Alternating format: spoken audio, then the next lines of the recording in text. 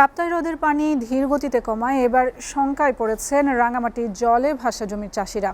দেরিতে ভেসে ওঠা জমিতে বোরো চাষ শুরু হলেও এখনও তলিয়ে আছে অনেক জমি হ্রদের পানিতে। এসব জমিতে চাষাবাদ শুরু করে সময়মতো ফসল ঘরে তুলতে পারবে কিনা এমন আশঙ্কায় ভুগছেন চাষিরা। এবার জলে ভাসা জমির বোরো চাষের লক্ষ্যমাত্রা অর্জন সম্ভব হবে না বলে জানায় কৃষি বিভাগ। রাঙামাটি থেকে মোহাম্মদ সোলাইমানের প্রতিবেদন। দক্ষিণ এশিয়ার বৃহত্তম কৃত্রিম জলাশয় কাপ্তাই হ্রদ ঘেরা রাঙামাটি জেলা। শীত মৌসুমে এ হ্রদের পানি কমলে পাহাড়ি ঘনায় ভেসে ওঠে আবাদি জমি।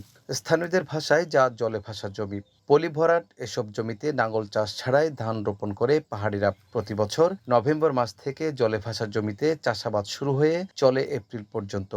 কিন্তু চলতি বছর হ্রদের নাব্যতা ধরে রাখতে কাপ্তাই বাঁধে পানি কম ছাড়া হয়। 2 মাস দেরিতে শুরু হওয়া জলে ভাসা জমির ধান চাষের ফলন বর্ষা মৌসুমে হ্রদের পানিতে তলিয়ে যাওয়ার আশঙ্কা রয়েছে। তাড়াতাড়ি শোয়া যাবে, এই সময় জমিন ভালোভাবে আমার হয় আর কি। গত বছরও আমি কিন্তু সুন্দর করে পানি তাড়াতাড়ি কমা জানার পরে জমিটা ভালোভাবে তুলছি। এখন কিন্তু ভাগ্য উপরে নির্ভর করবে যে সামনে বৃষ্টি আসবে, যখন বৃষ্টি আসবে ওই পানিটাও আসতে পারে।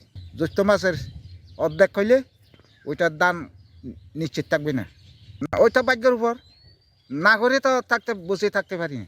এছাড়াও সার, বীজ সহ কৃষি পণ্যের দাম বেড়ে যাওয়া এবং পর্যাপ্ত পুঁজি সংকটের কারণেও ঘুরে দাঁড়াতে পারছে না জলে ভাসা জমির উপর নির্ভর করা 15,000-এর অধিক চাষি। টিউবওয়েল যদি দেয় বা কোনো ড্রেনের ব্যবস্থা করে দেয় তাহলে আমরা ফসলের আরও আর উন্নতি হবে। করতে পারি না আর কি, খাবার দিতে পারি না ওই যে রোগগুলা। তাছাড়া ওই যে আপনার হঠাৎ করে রোগগুলা। এবছর 4,500 হেক্টর জলে ভাসা জমিতে চাষাবাদের লক্ষ্যমাত্রা নির্ধারণ করলেও হ্রদের পানি সময় মতো না কমায় তা অর্জন সম্ভব হবে না বলে জানায় কৃষি বিভাগ। নাব্যতাও যাতে ঠিক থাকে এবং আমাদের জলে ভাসা জমিতে আবাদটাও যাতে আমরা করতে পারি সময় মতো, এর জন্য আমাদের যে নৌ চ্যানেলগুলি আছে সেই নৌ চ্যানেলগুলি সময় মতো ড্রেজিং করা এবং এই ড্রেজিংটা আসলে একদিনের বেশি না, এটা অব্যাহত রাখা যাতে সারা বছর এই নাব্যতাটা ঠিক থাকে। এটার জন্য আমরা পরামর্শ দিয়ে আসছি। খাদ্য ঘাটতিতে থাকা রাঙামাটির কৃষি উন্নয়নে সরকারকে বিশেষ প্রকল্প গ্রহণের পরামর্শ বিশেষজ্ঞদের। মোহাম্মদ সোলাইমান, এসএ টিভি, রাঙামাটি।